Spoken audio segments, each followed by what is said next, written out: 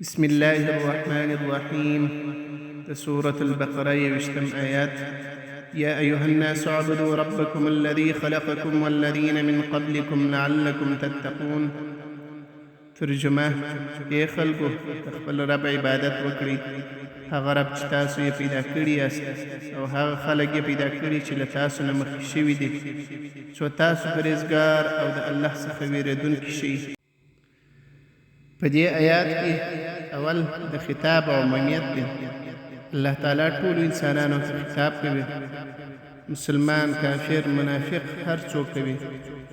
دا قرآن کې د ټولو انسانانو لومړنی امر دی، عبادت. دوهم، ولې باید عبادت وشي؟ ځکه چې الله موږ پیدا کړي یو، روزي راکوي، ژوند او مرګ د هغه په لاس کې دی، نو عبادت د هغه حق دی ځکه د نعمتونو مالک دی. د دې آیات ځینې مهمې فائدې او درسونه. اول، د انسان د ژوند هدف، د انسان د ژوند لوی هدف عبادت دی، نه د دنیا راټولول. دوهم، د عبادت سبب د الله نعمتونه دي.